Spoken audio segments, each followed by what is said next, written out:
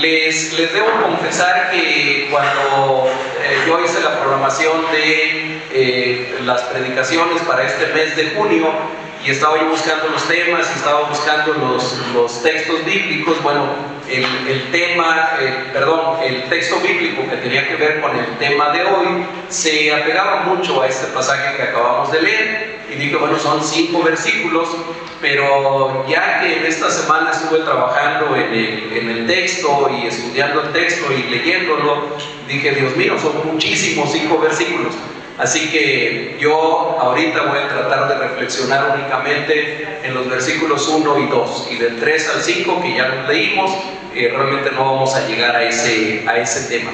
El tema general que estamos abordando es el crecimiento. Es el crecimiento en todos los sentidos, el crecimiento que Dios tiene, que Dios quiere que nosotros tengamos como hijos suyos, como parte de su pueblo. Nosotros necesitamos crecer como iglesia, necesitamos crecer numéricamente, pero más que eso necesitamos crecer en nuestra vida espiritual, en nosotros. El crecimiento numérico de una iglesia es importante, es bueno, queremos que más gente conozca de Jesucristo, que más gente venga a adorarlo, pero eso puede ser una meta muy, muy vana. Eso puede ser una meta muy superficial y que se puede lograr de diferentes maneras, no todas ellas bíblicas, y no queremos eso. Para nosotros es mucho más importante que quienes nos congregamos aquí, que quienes venimos a esta iglesia, quienes adoramos aquí a Dios, vayamos creciendo, pero que vayamos creciendo espiritualmente, que vayamos creciendo en nuestro conocimiento, en nuestra experiencia del Señor Jesucristo, en la gracia también, como hablamos hace 8 días. Y bueno, el crecer de alguna manera es morir. El crecer de alguna forma es morir. Porque a veces el crecer significa pasar de ser una cosa que estamos siendo a otra cosa que no éramos anteriormente. Y déjenme ponerles un ejemplo biológico muy fácil de entender. A ver, cuando comienza la vida de un ser humano, hay un óvulo y un espermatozoide, que son únicamente 2 células que se unen y entonces forman algo que se llama huevo, o es un óvulo fecundado.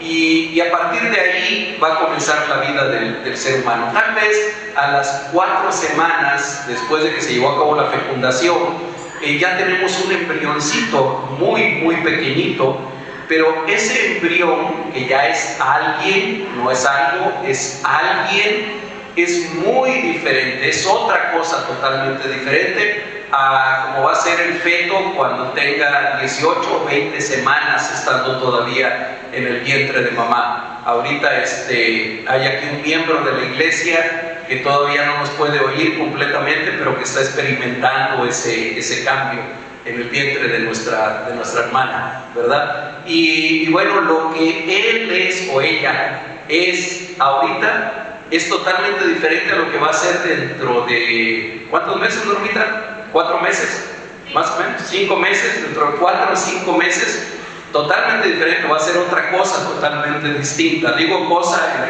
en el buen sentido de la palabra, alguien totalmente distinto, y totalmente distinto a cómo va a ser dentro de 25 años, cuando cumpla 25 años, totalmente diferente. Entonces, para crecer, tiene que dejar de ser algo que es y convertirse en otro ser que no era. Ese embrión tiene que convertirse en feto, ese feto se tiene que convertir en un bebé, ese bebé se tiene que convertir en un adulto para que haya ese crecimiento.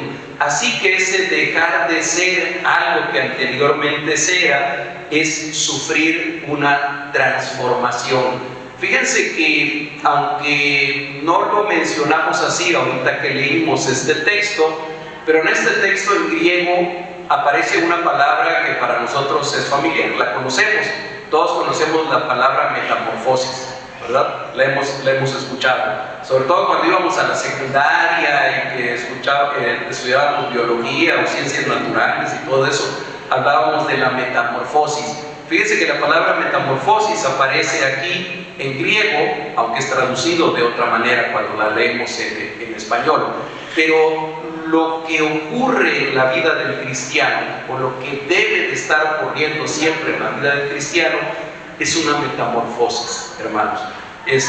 Yo tengo muy grabada una predicación que dio Diana Laura, y que habló algo de la metamorfosis, que nos puso aquí una imagen de una oruga que se transformaba finalmente en mariposa. Bueno, en biología a eso le llaman metamorfosis, cómo se transforma de un gusanito en una mariposa. Nosotros ahora en la casa de Coahuacitla tenemos una plaga con un bichito que le dicen gallina ciega, ¿verdad? Yo no sé por qué le dicen gallina ciega, me parece gallina y yo no sé si esté ciega, pero es un gusano bien feo. Es un gusano bien feo que además se come las raíces del pasto, ¿no? y lo seca totalmente.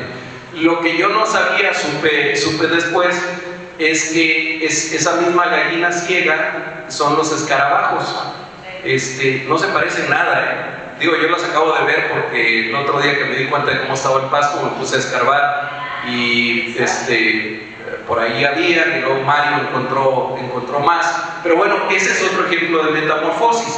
Ese gusano medio gordo después se transforma en un escarabajo que es bien diferente, totalmente diferente, no se parecen en nada. Dice en 2 Corintios 5:17, si alguno está en Cristo, ¿se acuerdan qué dice después? Nueva criatura es. Las cosas viejas pasaron, y aquí todas son hechas nuevas. Es decir, si alguno está en Cristo, sufre una metamorfosis, experimenta una metamorfosis y pasa a ser una nueva criatura, algo diferente a lo que era. En el texto que acabamos de leer, el apóstol Pablo va a hablar un poquito más sobre esto y nos va a dar algunos aspectos específicos, claros, concretos de en qué consiste esa transformación, en qué consiste esa metamorfosis. Y yo voy a abordar nada más dos. Déjenme darles un dato bíblico nada más para poner esto más en contexto. La carta del apóstol Pablo a los romanos tiene 16 capítulos y está muy claramente dividida en dos partes. De los capítulos 1 al 11, la palabra de Dios se encarga de hablar de qué es el evangelio del reino, qué es la salvación, cómo es que nosotros somos salvos únicamente por medio de la fe. Por ejemplo, Romanos 5:1 dice: justificados pues por la fe tenemos paz para con Dios. Después el capítulo 8 nos habla de que aquellos que fuimos conocidos por Dios, fuimos también llamados, fuimos justificados, fuimos santificados y fuimos glorificados. Y los 11 primeros capítulos de Romanos nos da una explicación muy detallada de qué es la salvación, de por qué somos salvos, de qué es la justificación, de qué es la redención, de qué es la gracia. Y una vez que Pablo, el Espíritu Santo que inspiró a Pablo, habla de todo eso, toman los siguientes capítulos del 12 al 16 para hablar de cómo es vivir el Evangelio del Reino. En los primeros 11 capítulos nos dice qué es el Evangelio, qué es la fe, qué es la salvación, qué es la gracia, y cómo somos justificados. Del capítulo 12 en adelante nos va a decir cómo debemos de vivir ahora en ese Evangelio del Reino. Ahora que ya somos salvos, ahora que ya hemos sido rescatados, transformados, cómo debemos de vivir. Y déjenme darles otro dato también que es interesante en cuanto a este libro de la Escritura. En los primeros 11 capítulos hay 315 versículos, que luego los cuentan. Hay 315 versículos y en esos 315 versículos hay algo así como 5 o 6 mandamientos o exhortaciones o mandatos de cómo debemos de vivir. Bueno, a partir del capítulo 12 y solamente en el capítulo 12 encontramos algo así como 20 mandamientos o 20 exhortaciones de la palabra. más las que siguen en todos los otros capítulos. Es decir, la temática del libro cambia totalmente. En la primera parte entendimos qué es el Evangelio del Reino. En la segunda parte vamos a entender cómo vivir el Evangelio del Reino. Y como nosotros queremos crecer en ese Evangelio del Reino, tenemos que ir entendiendo cada una de las partes en las que nosotros necesitamos crecer. Y comienza diciendo aquí el texto: así que, para hacer bisagra, para cambiar de tema, así que, hermanos, les ruego por las misericordias de Dios. Y esta palabra, les ruego, quiere decir claramente: los exhorto, les pido, los amonesto o los exhorto, como traducen varias otras versiones de la Escritura. Y los exhorto por todas esas misericordias de Dios de las cuales ya les hablé en la primera parte. Hermanos, si nosotros estamos aquí el día de hoy, sabemos que es por la misericordia de Dios. Sabemos que sus misericordias son nuevas cada mañana, son diferentes cada mañana. Las misericordias que experimentamos de Él ayer a lo mejor van a ser diferentes a las que experimentamos hoy. La palabra de Dios es rica en hablar de la misericordia de Dios. Nos habla, por ejemplo, en Lamentaciones capítulo 3, que por la misericordia de Jehová no hemos sido consumidos. Dice, porque nunca decayeron sus misericordias. Un salmo que a veces cantamos, el Salmo 63, versículo 3, a donde dice, tu misericordia es mejor que la vida. ¿Se acuerdan de ese canto? Tu misericordia es mejor que la vida. En otro salmo, el 108, versículo 4, porque más grande que los cielos es tu misericordia. Así que la exhortación que Pablo está a punto de darle a la iglesia de Roma, a los romanos, y la exhortación que el Espíritu Santo nos da a nosotros el día de hoy, empieza diciendo, acuérdense de las misericordias de Dios. Acuérdense de todo lo misericordioso que Dios ha sido con ustedes. Sigue diciendo en ese mismo versículo, os ruego por las misericordias de Dios que presentéis vuestros cuerpos como sacrificio y como un sacrificio vivo. Y ahí sería necesario detenerse demasiado tiempo, más tiempo del que tenemos para esta reflexión. ¿Qué significa esto? ¿Cómo debemos de entender esto de presentar nuestros cuerpos? Esta exhortación hecha por las misericordias de Dios de presentar nuestros cuerpos como un sacrificio, pero como un sacrificio vivo. ¿Cómo debemos de entenderlo y cómo debemos de vivirlo? ¿De qué está hablando la Escritura? A ver, cuando yo menciono sacrificio, hermanos, ¿ustedes en qué piensan? Díganme en qué piensan. Que alguien me diga. La hermana ya hizo así. Ok. ¿Sí? Pensamos en cuello. ¿Sí? Sacrificio. Que alguien lo degolla. ¿Sí? ¿En qué más podemos pensar cuando oímos sacrificio? En el Antiguo Testamento. En el Antiguo Testamento. Ok. ¿Saben que cuando un judío, cuando un hebreo escuchaba en aquel tiempo, ubiquémonos en que Pablo no nos estaba escribiendo esto a nosotros, se lo estaba escribiendo a la iglesia que había nacido en Roma en el siglo I, hace 2000 años, y había entre ellos muchos judíos y había también paganos. Cuando ellos escuchaban sacrificio, pensaban en tres cosas inmediatamente: en templo, en sacerdote y en una víctima. En esas tres cosas. Eso implicaba el sacrificio. Si hablamos del judaísmo, del Antiguo Testamento, los sacrificios se hacían únicamente en el templo. El mandato de Dios a partir de la ley mosaica es que los sacrificios se celebraran en el templo, por lo tanto se necesitaba un templo para hacer ahí el sacrificio. Era necesario un sacerdote, es decir, un intermediario entre Dios y los hombres, que había sido designado por Dios para llevar a cabo ese sacrificio, y se necesitaba de una víctima. No voy a extenderme mucho en esto, pero solamente quiero mencionar, si quieren dejamos las citas bíblicas para después. El Señor Jesucristo, al estar encarnado, al estar aquí en medio de nosotros, Él es templo, es sacerdote y es sacrificio. Y les voy a mencionar rápidamente nada más por qué podemos decir que es templo. Dice en alguna parte de los evangelios que Él estaba delante del templo de Jerusalén y dijo: derriben este templo y en 3 días lo levantaré. Y los fariseos que lo escuchaban le dijeron: se han tardado 46 años en remodelar este templo, y tú en 3 días lo levantarás. Y dice ahí la escritura enseguida: pero Él no hablaba de ese templo, sino del templo de su cuerpo. Estaba hablando del templo que era Él, y Él decía: derriben este templo y en 3 días va a resucitar, al tercer día va a resucitar. Entendemos también que el Señor Jesucristo es el sumo sacerdote.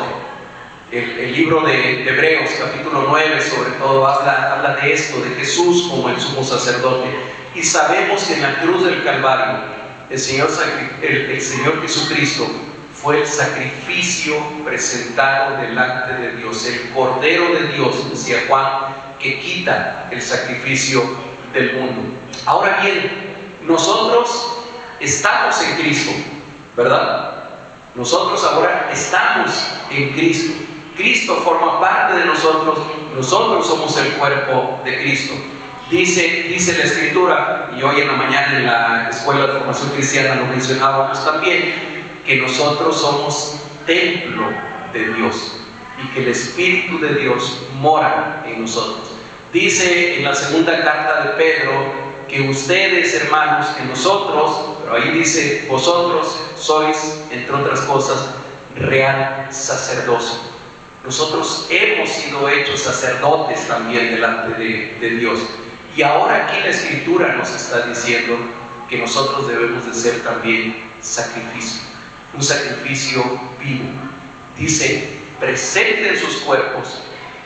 Los exhorto por las misericordias de Dios que presenten sus cuerpos como un sacrificio vivo delante de Dios. Y eso no significa que tengamos que darle cuello a nadie, ¿verdad? No significa que Dios quiere que nosotros nos sacrifiquemos en el sentido en el que a veces se malentiende también la palabra sacrificio. Es decir, yo voy a caminar de rodillas de aquí al Parque Juárez, mientras le pido algo a Dios y a ver cómo llegan mis rodillas, o me voy a provocar sufrimiento para mortificar mi carne, para mortificar mi cuerpo, y entonces sufrir, y que de esa manera yo esté todavía más cerca de Dios. No es en ese sentido en el que nos está hablando la Escritura, pero sí nos está diciendo claramente que Dios quiere que nos presentemos con todo nuestro ser, con todo lo que somos, pero principalmente con nuestro cuerpo, como un sacrificio, pero no como un sacrificio muerto, sino como un sacrificio vivo delante de Dios. Este cuerpo, que en otro tiempo nosotros lo usábamos para servir al mundo, para servir al pecado, ahora la palabra de Dios nos exhorta para que lo pongamos al servicio de la justicia y que lo pongamos al servicio del reino. Si ustedes van, bueno, déjenme leer en Romanos capítulo 6, versículos 13 y 19. Dice ahí en esta misma carta, en el capítulo 6, dice: ni tampoco presentéis vuestros miembros al pecado como instrumentos de iniquidad, sino presentaos vosotros mismos a Dios como vivos de entre los muertos. Fíjense cómo este concepto del sacrificio vivo no es nuevo aquí en este versículo que acabamos de leer en el capítulo 12. Ya Pablo lo venía manejando desde el capítulo 6. Sino presentaos vosotros mismos a Dios como vivos de entre los muertos, y vuestros miembros a Dios como instrumentos de justicia. Nuestras manos, nuestros pies, nuestra boca, nuestros ojos, nuestros oídos, nuestra lengua, todo nuestro cuerpo deben de ser presentados delante de Dios ahora como instrumentos de justicia, como instrumentos de su reino, como instrumentos de la extensión de su evangelio. Cuando la palabra de Dios nos está hablando aquí, y lo vamos a entender mejor en las siguientes líneas de este versículo, de presentarnos como un sacrificio vivo, está hablando de cómo debemos de vivir nuestra vida de adoración a Dios. La vida cristiana es una vida de adoración. El cristiano es alguien que adora las 24 horas de los 7 días de la semana. No importa que esté en el trabajo, no importa que esté en la calle, no importa que esté en un partido de fútbol, no importa que esté jugando dominó, no importa que esté platicando con un amigo, nosotros estamos adorando a Dios con todo lo que nosotros somos. Y la exhortación aquí de la palabra es que vivamos una vida en la cual completamente todo lo que somos sea entregado a Dios en adoración. Hermanos, esto no es algo que hagamos una sola vez en nuestra vida. No es que haya un día de consagración a Dios. Este día, el día, ¿cómo estamos hoy? 22. El día 22 de junio yo he tomado la decisión de consagrarme a Dios. Y esto va a ocurrir solamente el día de hoy. Hermanos, esto es algo que tiene que ocurrir todos los días de toda nuestra vida. Todos los días nosotros necesitamos presentarnos a Dios, presentar nuestros cuerpos y nuestro ser como un sacrificio vivo delante de Él. Y un sacrificio que tiene que ver además con otras características que dice aquí la palabra. Que presenten nuestros cuerpos en sacrificio vivo, santo y agradable a Dios. Es decir, no es cualquier sacrificio, no es solamente decirle: Señor, aquí estoy yo, aquí está mi vida, úsame, usa mi tiempo, usa mis talentos. No es solamente eso. El Señor quiere que este sacrificio que yo me presento delante de Él así, sea un sacrificio santo. Es decir, apartado para Él, exclusivo para Él, y que busca vivir en santidad. Hermanos, yo no estoy tratando de moralizar, no estoy tratando de decir que seamos mejores personas, que seamos más buenos, que nos portemos mejor, o que tengamos una conducta mejor. Digo, todo eso está bien, pero si uno se detiene solamente en eso, podemos caer en ser moralistas y en solamente estar tratando de moralizar. Tienes que ser mejor, tienes que ser más bueno, tienes que ser una mejor persona. El mundo dice eso, todo el mundo dice eso, que tú tienes que tratar de ser un mejor padre, una mejor madre, un mejor hermano, un mejor esposo, un mejor de todo. Pero saben que lo que la palabra de Dios nos está exhortando a hacer y a hacer es mucho más que eso. Es entregarnos total y completamente a Dios, presentarnos como ese sacrificio vivo, que sigue viviendo para Él, ya no para el mundo, santo, que está consagrado únicamente a Él y que busca ser agradable a Él. Eso tiene que involucrar toda nuestra vida, hermanos, tiene que involucrar todo nuestro ser. No se trata del tiempo que estamos aquí en la iglesia. Aquí en la iglesia venimos un par de horas cada 8 días. Si acaso entre semana, algunos vienen también otro par de horas entre semana. Y el resto de la vida la vivimos fuera de la iglesia. Si el cristianismo se tratara solamente de lo que vivimos en la iglesia, el cristianismo sería algo tremendamente pobre y tremendamente triste. Además, si se trata de que yo haga determinadas cosas o viva determinadas cosas mientras estoy en estas 4 paredes, mientras todos mis hermanos me están viendo, y cuando salgo de aquí yo puedo vivir la vida de la manera que a mí se me antoje, entonces eso no se llama cristianismo. Se puede llamar religión, a lo mejor. La religión de repente sí se vive de esa manera. Tú practicas una religión y entonces cuando estás practicando la religión haces determinadas cosas. Pero ya una vez que sales de las puertas de la iglesia, ya tu vida es tu vida y la puedes vivir como tú quieras. No, el cristianismo no es eso. No es eso lo que enseña la Biblia. No es eso lo que el Espíritu Santo a través de Pablo nos está enseñando aquí. Vean la fuerza que tiene esta expresión que tiene este versículo. Les ruego por las misericordias de Dios que presenten sus cuerpos como un sacrificio vivo, santo y agradable a Dios. Y concluye ahí diciendo, esa es la única adoración racional que existe. Esa es el único culto o la única forma razonable, racional de adorar a Dios. Es la única forma en la que Dios quiere ser adorado y quiere ser exaltado. Hermanos, ya lo he dicho en otras ocasiones, hoy lo quiero repetir nuevamente. Dios no está interesado en hacernos mejores personas. El negocio de Dios, el trabajo de Dios con nosotros, no es hacer que seamos mejores personas. Si alguien quiere ser una mejor persona, miren, hay buenos psicólogos, hay buenos libros de superación personal. Uno puede proponerse ser una mejor persona y no necesita ser cristiano para eso. Yo conozco buenas personas que no son cristianos, buenas personas que no les interesa para nada escuchar del Señor Jesucristo, y llevan una vida decente, llevan una vida recta, tienen una buena familia, son buenas personas, pero no tienen a Cristo, no tienen a Cristo en su vida. Y entonces ellos, con toda su bondad de personas, con toda su amabilidad y todo lo correcto de su vida, van camino al infierno. Van camino al infierno.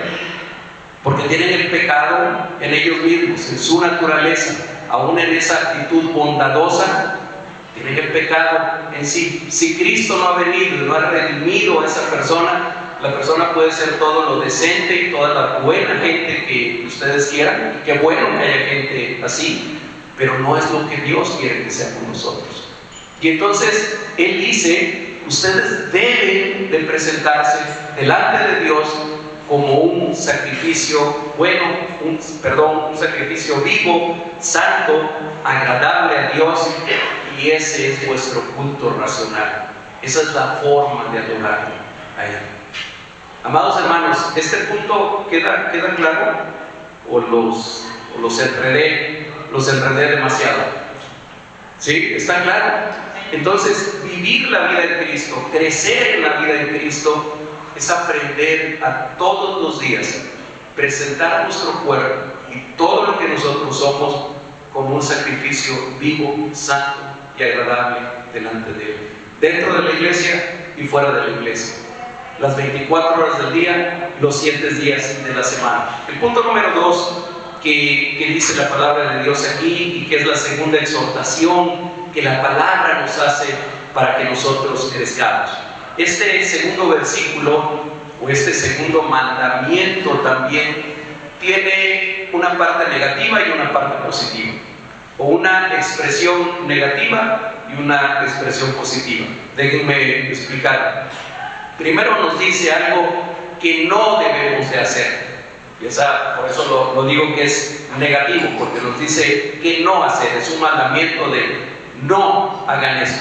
¿Qué es lo que dice que no hagamos? ¿Quieren leer ahí en sus Biblias? Estamos en Romanos capítulo 12, versículo 2. ¿Quieren leerlo nuevamente conmigo al principio? ¿Cómo dice? No os conforméis a este siglo. Hasta ahí nos detenemos. No os conforméis a este siglo. ¿De qué habla la palabra de Dios aquí? ¿Qué es eso de conformarse y qué es eso de siglo?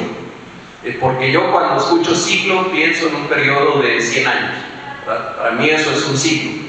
El siglo XX, el siglo XIX, cualquier periodo de 100 años le llamamos eso. Y conformarse, cuando yo escucho la palabra conformarse, es como ser conformistas, ¿no? O estar conforme con algo. Bueno, tiene que ver otra vez con las traducciones que tenemos, y por eso tenemos que entender lo que la palabra nos está enseñando aquí. Y déjenme hacer una traducción libre de lo que dice aquí. La palabra de Dios está diciendo, hermanos, no tomen la forma que tiene este mundo, no tomen la forma que tiene esta sociedad, no os conforméis, quiere decir, no tomen el molde, no tomen la forma. Y cuando habla de este siglo, está hablando de este mundo en el que estamos viviendo, entendiendo un mundo como todo ese sistema pecaminoso en medio del cual vivimos, como todo ese sistema que es ajeno totalmente a Dios. Siglo o mundo se refiere a eso, al sistema pecaminoso, al sistema antirreino de Dios en medio del cual vivimos. Tal vez muchos de nosotros hemos escuchado en las noticias en esos últimos días cómo Irán e Israel se bombardean uno al otro, ¿verdad? Cómo lanzan misiles unos contra el otro. Y esta semana como Estados Unidos decidió intervenir directamente en el asunto y lanzar unas bombas que solamente ellos tienen, que solamente pueden ser lanzadas desde unos aviones que ellos tienen y que pueden penetrar, fíjense qué cosa más espantosa, pueden penetrar hasta 60 metros después de la superficie del suelo y entonces explotar y volar todo eso. No sé si ayer o antier las lanzaron finalmente sobre algunas instalaciones de Irán. Y yo no puedo dejar de mencionar eso. No me interesa la política, créanme que no me interesa la política en lo más mínimo, pero como creyente en Jesucristo yo no puedo dejar de conmoverme cuando escucho al presidente de un país darle gracias a Dios por eso que acaba de hacer y decir: le agradezco a las Fuerzas Armadas de nuestro país y a los valientes pilotos que fueron a hacer esto, pero sobre todo te agradezco a ti, Dios, porque me permitiste hacer esto.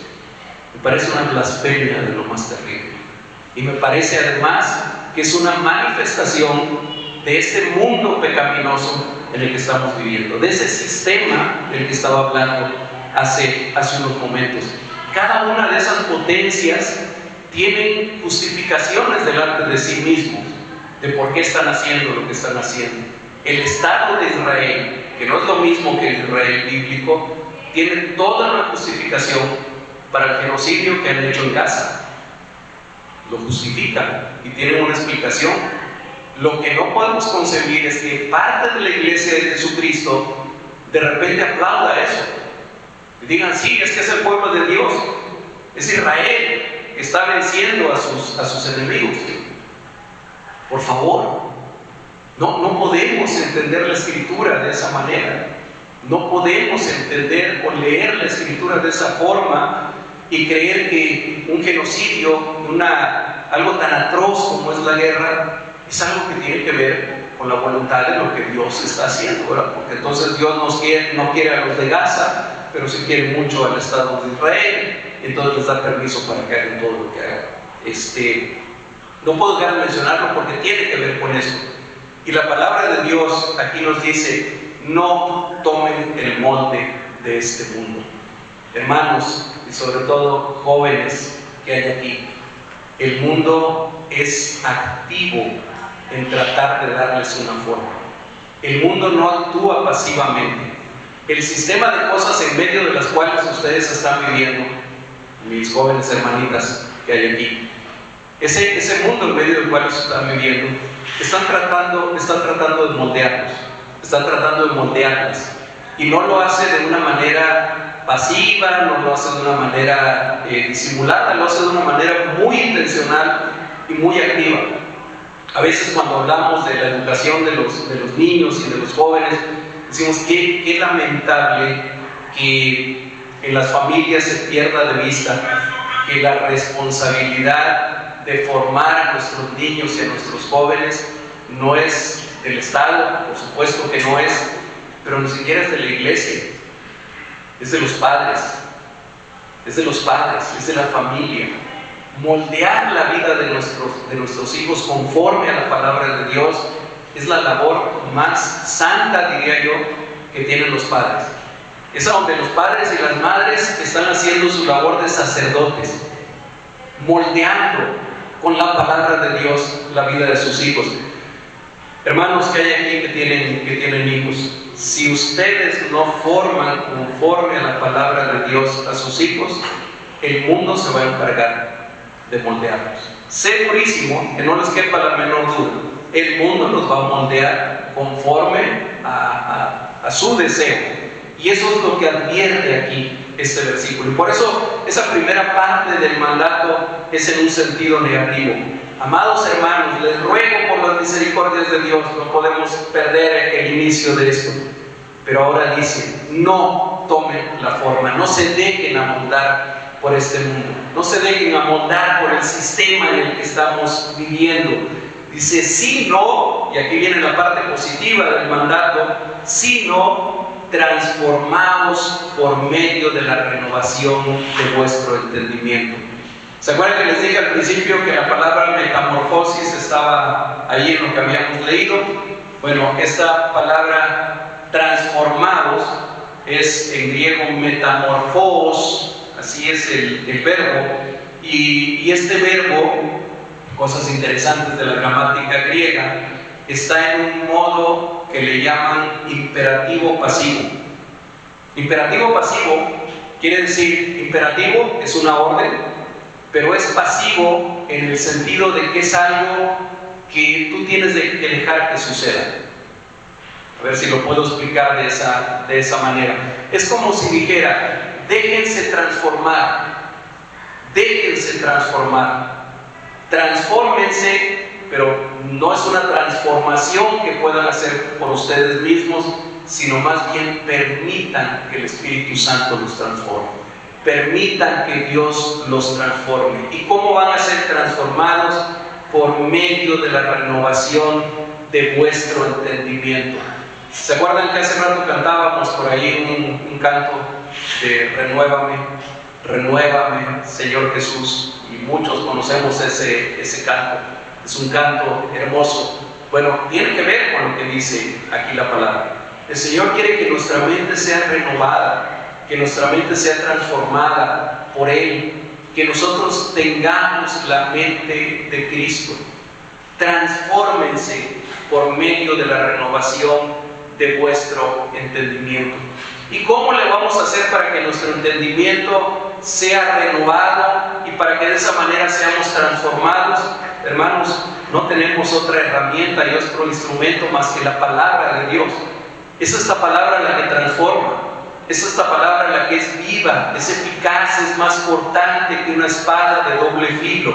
Y cuando nosotros dejamos que el Espíritu Santo use su palabra y la aplique a nuestra vida, entonces somos transformados y entonces nuestra mente es renovada. Sin la palabra y sin el Espíritu de Dios, no hay forma de que ocurra esa transformación ni esa renovación de nuestra mente. Voy concluyendo. Hermanos, dice después en ese mismo versículo, para que comprobéis cuál sea la buena voluntad de Dios, agradable y perfecta. Una vez que tú permites ser transformado, que tú permites que tu mente sea renovada, entonces la voluntad de Dios para tu vida va adquiriendo sentido.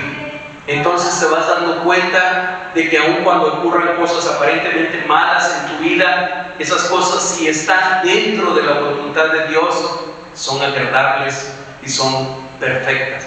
Solamente cuando hemos sido transformados, cuando nuestro entendimiento ha sido renovado, podemos empezar a ver la vida de esa manera. Podemos comenzar a entender la vida de esa manera, que la voluntad de Dios es buena, agradable y perfecta, sea como sea esa voluntad. Dos ideas más para concluir. La primera es que el resto de la carta de Pablo, ya lo había mencionado hace un momento, es una serie de instrucciones para cómo vivir la vida cristiana. Yo los animo para que ustedes, yo estoy seguro que ya todos han leído la epístola a los Romanos, vuelvan a leer y léanla de nuevo y léanla todas las veces que puedan, sobre todo por lo que estamos hablando ahorita. Leamos esta segunda parte de la carta para entender todo eso. Y la otra idea con la que quiero ir concluyendo es que esto que acabamos de leer ahorita, de presentar nuestros cuerpos como un sacrificio vivo y de ser transformados por medio de la renovación de nuestro entendimiento, hermanos, no es un requisito para la salvación. no es un requisito para la salvación. No podemos pensar que si yo no he presentado mi cuerpo como un sacrificio vivo delante de Dios, no puedo ser salvo. O que si yo no permito que mi mente sea transformada, que sea transformado por la renovación del entendimiento, no puedo ser salvo. Aquí no está hablando de la salvación. Ya durante 11 capítulos se dedicó a hablar de la salvación, de qué es, de cómo somos justificados, de cómo somos renovados, de cómo somos salvados por la sangre de Jesucristo. Aquí no está hablando de cómo ser salvos, nos está hablando de cuál es el resultado de ser salvos, qué es lo que debe de pasar en nuestra vida después de que hemos sido salvos. Como alguien ha dicho por ahí, no podemos poner los caballos atrás de la carrera, ¿verdad? Los caballos van adelante de la carreta para que la jalen. Si nosotros ponemos los caballos atrás de la carreta nunca va a jalar a los caballos. Nosotros tenemos que entender que la salvación, que es lo primero que ocurre en nosotros, la justificación, es algo que el Espíritu Santo hace gratuitamente en nosotros, sin mérito, sin que nosotros hayamos hecho algo, sin que lo hayamos merecido, sin que hayamos cumplido los requisitos de la iglesia. Es algo que recibimos por gracia, únicamente, por misericordia de Dios. Pero una vez que nosotros somos salvos, ahora esta salvación que ya Dios me dio por gracia, me tiene que llevar a vivir de una manera diferente a como vivía antes. Me tiene que llevar a ser transformado, de manera que yo pueda presentar mi cuerpo como un sacrificio vivo delante de Dios, de manera que cada día siga yo siendo transformado y mi mente siga siendo renovada hasta tener, como dice la Escritura, la mente de Cristo, o teniendo la mente de Cristo en nosotros. Hermanos, ¿por qué no terminamos este tiempo orando y diciéndole a Dios que realmente queremos poner nuestros miembros, nuestro cuerpo y todo lo que somos al servicio suyo? Que realmente queremos entregarnos como un sacrificio vivo, santo y agradable a Él. ¿Por qué no le pedimos hoy en oración que transforme nuestro ser, que renueve nuestra mente, que nos haga verdaderamente nuevas criaturas? Yo no sé si al pensar en esto de presentarse como un sacrificio vivo delante de Dios, a lo mejor nos pueda causar cierto temor o cierta incertidumbre, y entonces si yo le digo esto a Dios, ¿a dónde me va a mandar mañana? A lo mejor mañana me dice que me vaya yo a África, ¿verdad? Y yo no quiero ir a África, no quiero dejar de vivir aquí en Jalapa. O a lo mejor Dios me pide que haga algo que yo no quiero hacer. Bueno, hermanos, la Escritura nos acaba de decir que la voluntad de Dios es buena, agradable y perfecta. Dios no quiere echarle a perder la vida a nadie. Dios no quiere trastornar en un sentido negativo la vida de nadie. Dios conoce el corazón de cada uno. Dios conoce lo que hay en nuestro corazón. Pidámosle en este momento, pidámosle a Dios que Él haga una realidad esto en nuestra vida. Les pido por favor que oremos. Señor y Padre eterno, venimos delante de tu presencia en este momento, dándote gracias por este mensaje de tu palabra, dándote gracias, Señor, porque creemos, estamos convencidos que es tu Santo Espíritu el que habla a nuestro interior, el que habla a nuestra mente. Te queremos pedir perdón, Señor, porque reconocemos que nos equivocamos constantemente, que pecamos contra ti, que te fallamos y que también lastimamos a otros y que ofendemos a otros. Pero bendito seas, Señor, porque tú nos has hecho nuevas criaturas. Nosotros no somos los mismos que éramos antes.